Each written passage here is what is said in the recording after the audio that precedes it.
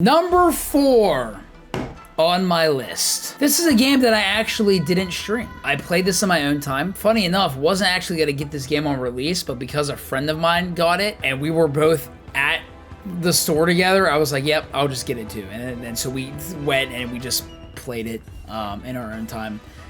But number 4, my number 4 game of 2021,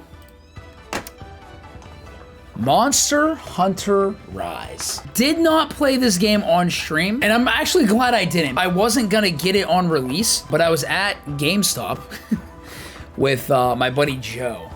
And because I played the demo and I really enjoyed it, and I knew I wanted to get it eventually, but I wasn't planning on getting it on release, you know?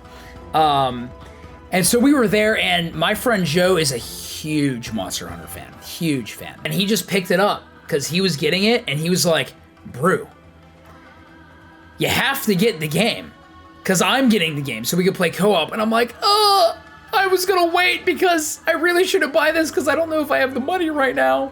But I just sucked it up and I was like, you know what? I'm just gonna buy it. Joe and I bought it on release, and then we spent probably all day, I think. I went to his house and we just did co-op. We just played it. And then I logged about 55 to 60 hours into the game. Mainly just playing with my friend, which is what made it a lot of fun. My experience with Monster Hunter is I have only played Monster Hunter World.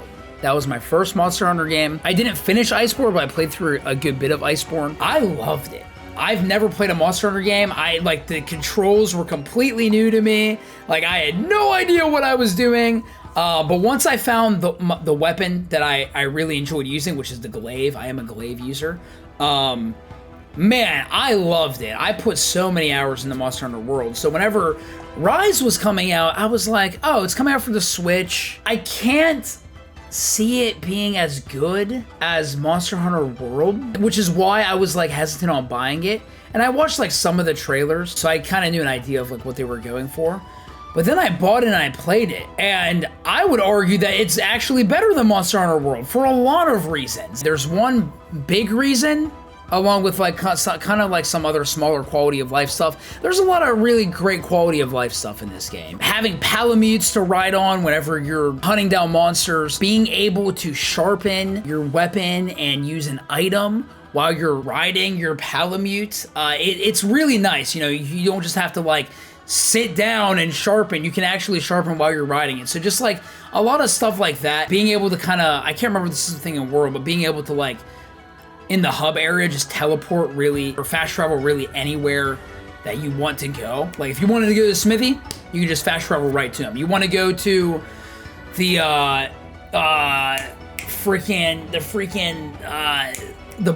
buddies, the buddy palico things, whatever. Whenever you're customizing your buddies, you can fast travel to them.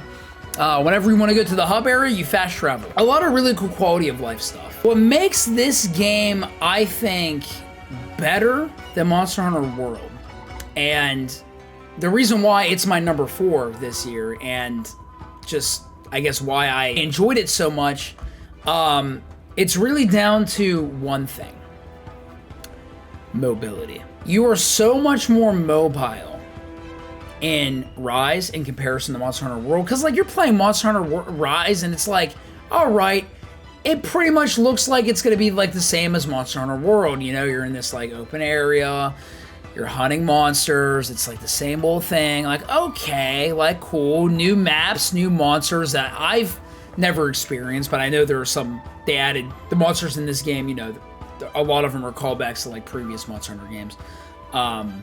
I was like, okay, what's gonna like stand out from this game? It's the mobility. Specifically, one mechanic in Monster Hunter Rise that makes this game my favorite Monster Hunter game. I've only played 2 to be fair, but makes it my favorite, and it's the wire bug. The wire bug mechanic is the best thing, if you ask me, that they've ever added to Monster Hunter. So if you don't know what that is, essentially you shoot this like wire out and then like a bug appears and then you can like fling on it and you can like fling yourself like forward. You can like hang in the air on it anytime you want as long as you have a wire bug available. Basically, it just makes you more mobile.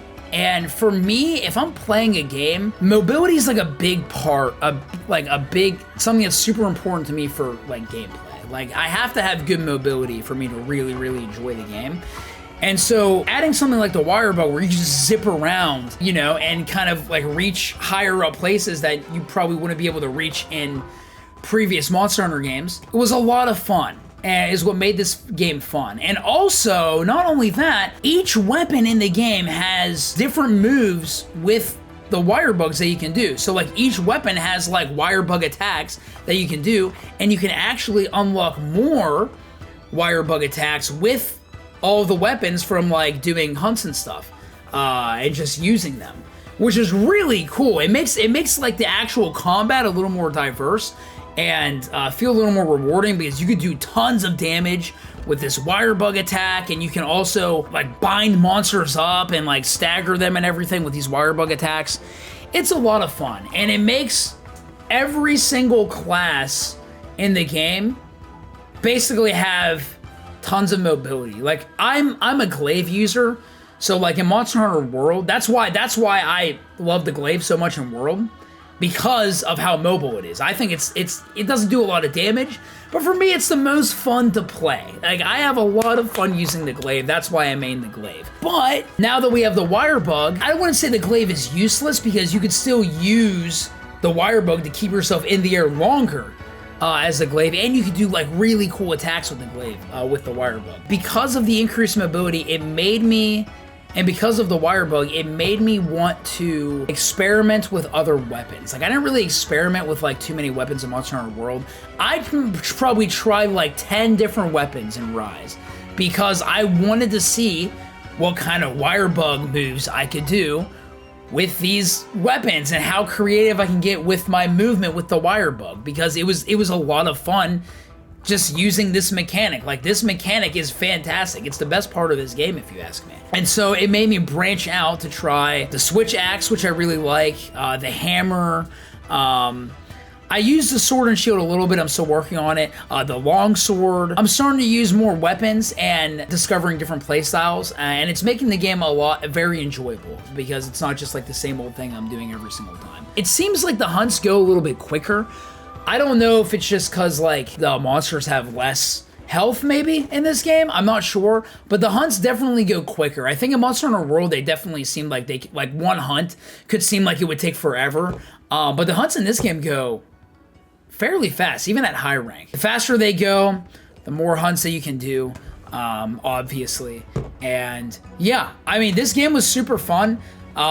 It's a game that I play in my own time. I would love to play it with some more friends of mine, for sure. Even if people in the chat, if you guys have it, I would love to play with you guys maybe one time, even just off stream. I think the world is more immersive in Rise than World, but I felt World had better sound design, and Rise has way more accessibility to the universe, and the hub system is extremely enjoyable and addictive to me, in my opinion. Yeah, I agree with all of that. Honestly, I don't really pay attention to sound design in video games, so I honestly couldn't tell you which one had better sound design, but no, I agree with all of that. The way that it separated itself from World was really cool, with the wire bug and just all this quality of life stuff that it introduced. It's a super fun time. And that's what makes Monster Hunter Rise my number 4 game of 2021.